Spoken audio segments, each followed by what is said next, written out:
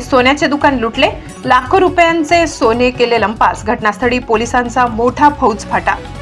नाशिक शहरातील अंबड पोलीस ठाणे हद्दीतील महालक्ष्मी नगर येथे भर दिवसा सोन्याच्या दुकानात दरोडा टाकण्याची धक्कादायक घटना घडली आहे. बुलेटवर आलेल्या 3 दरोडेखोरांनी बंदुकीचा धाक दाखवत तब्बल लाखो रुपयांचे सोने लुटून ते फरार झाले. या घटनेमुळे संपूर्ण परिसरात घबराट पसरली आहे. माहितीनुसार श्री ज्वेलर्स हे दीपक घोडके यांच्या मालकीचे दुकान यशवंत मार्केटच्या समोर आहे. आज 17 फेब्रुवारी रोजी दुपारी साधारणपणे 1:45 ते 2च्या दरम्यान 3 अज्ञात व्यक्तींनी बुलेटवरूनच दुकानासमोर आल्या. त्यांनी दुकानात प्रवेश करताच बंदुकीचा धाक दाखवून घोडेके यांना धमकावले आणि दुकानातील सुमारे 30 तोळे सोन्याचे दागिने लुटले. ही घटना अवघ्या काही मिनिटात घडली आणि त्यानंतर चोरटे बुलेटवरून घटनास्थळावरून पसार झाले. या धक्कादायक घटनेची माहिती मिळताच अंबड पोलीस ठाण्याचे वरिष्ठ पोलीस अधिकारी आणि पोलीस पथक तात्काळ घटनास्थळी दाखल झाले.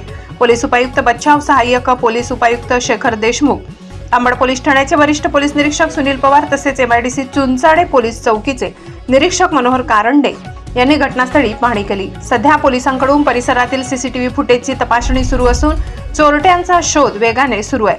या घटनेनंतर संपूर्ण परिसरात सुरक्षा व्यवस्था वाढविण्यात आली आहे.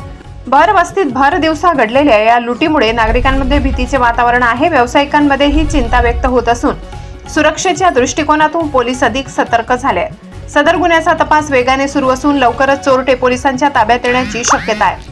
महाराष्ट्र क्रांती न्यूजसाठी मुख्य संपादक प्रकाश बागुल, अंबड, नाशिक. अशाच नवनवीन बातम्या पाहण्यासाठी आमच्या महाराष्ट्र क्रांती न्यूज या YouTube चॅनलला लाईक करा, सबस्क्राईब करा आणि बेल आयकॉनला प्रेस करा.